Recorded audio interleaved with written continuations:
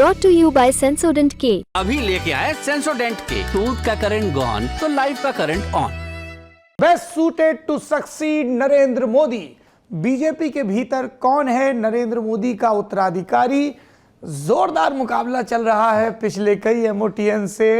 अमित शाह देश के गृह मंत्री, सरकार में नंबर 2, और हमारे गृह राज्य उत्तर प्रदेश के मुख्यमंत्री योगी आदित्यनाथ के बीच 29% और 25%। और बड़ा दिलचस्प है कि तमाम मुश्किलों के बावजूद नितिन गडकरी, जिनके पास टॉप 4 पोर्टफोलियो नहीं है, होम नहीं है, डिफेंस नहीं है, फाइनेंस नहीं है, एक्सटर्नल अफेयर्स नहीं है, लेकिन फिर भी नहीं सौरभ, नितिन गडकरी मोदी कैबिनेट के सबसे बेहतरीन मंत्री के रूप में सबसे ज्यादा नंबर लेके आए। पर इसका कारण है कि जो लोग मोदी जी को नहीं पसंद करते विपक्ष में, वो भी गडकरी जी को चाहते हैं, इसलिए उनके नंबर भी अच्छे होते हैं। और मेरा बेटा पर वो नहीं, नीचे रिस्पोंडेंट्स में वो थोड़ी है कि कांग्रेस वाले किससे जाके मिल पाते हैं आज भी। Very interesting. मेरा बेटा गया था जयपुर, हाईवे है ना, 4 लेन हाईवे, तो वापस आ गया, look at Modi ji, he has change the way roads are.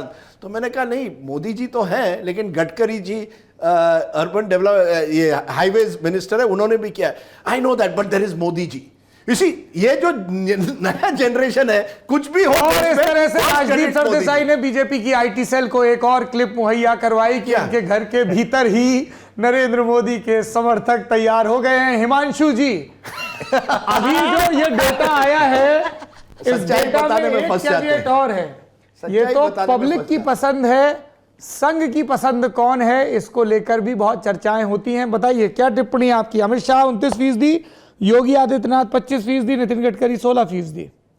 2012 के गुजरात विधानसभा चुनाव से पहले बहुत देश के अंदर इस तरीके की कोई चर्चा नहीं थी कि देश के अंदर अगले प्रधानमंत्री के तौर पर भारतीय जनता पार्टी का जो उम्मीदवार हो प्रधानमंत्री पद का, वो नरेंद्र मोदी होना चाहिए। ऐसी चर्चाएं बहुत ज्यादा नहीं थी। 2009 के बाद अरुण शौरी या अनंत कुमार या 1-2 लोगों ने कहा कि हमारा अगला चेहरा जो है वो प्रधानमंत्री नरेंद्र मोदी हो सकते हैं, लेकिन सुषमा स्वराज, अरुण जेटली, ये तमाम लोग, राजनाथ सिंह, नितिन गडकरी, इनके नामों पे चर्चा होती थी। उभर कर कौन आया, मुझे लगता है अभी समय है, और जो डेटा है उसके अनुसार मैं ये नहीं कहूंगा कि जनता का जो मूड अभी है वो क्योंकि अभी तो सब कुछ प्रधानमंत्री नरेंद्र मोदी के इर्द गिर्द है, वो जब जाएंगे सत्ता छोड़ के तब सिचुएशन क्या होती है, संघ की क्या राय होती है, पार्टी हाईकमान क्या चाहता है। और मुझे जहां तक लगता है कि संघ एक बहुत बड़ा रोल प्ले करता है। जब 2013 के अंदर गोवा के अंदर नरेंद्र मोदी के नाम को लेकर चर्चाएं हुई, तब मुझे भारतीय जनता पार्टी के एक बड़े नेता ने कहा था कि इंच बाय इंच हम आगे बढ़ रहे हैं, अब देखना यह है कि चौका लगेगा या छक्का। यानी चौके के तौर पर उन्होंने कहा था कि कैंपेन कमेटी के चेयरमैन बनाए जाएंगे या फिर जो है उनको प्रधानमंत्री पद का उम्मीदवार बनाया जाएगा, कुछ तो होगा।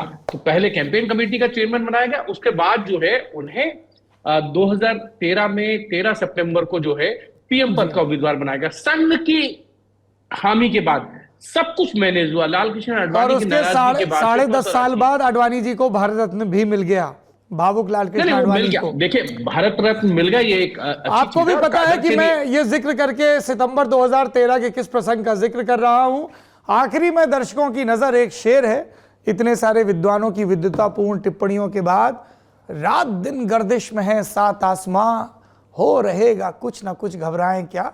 राजनीति है, चलती रहेगी, नंबर्स का प्रोजेक्शन है, आता रहेगा, हम और आप चर्चा करते रहेंगे।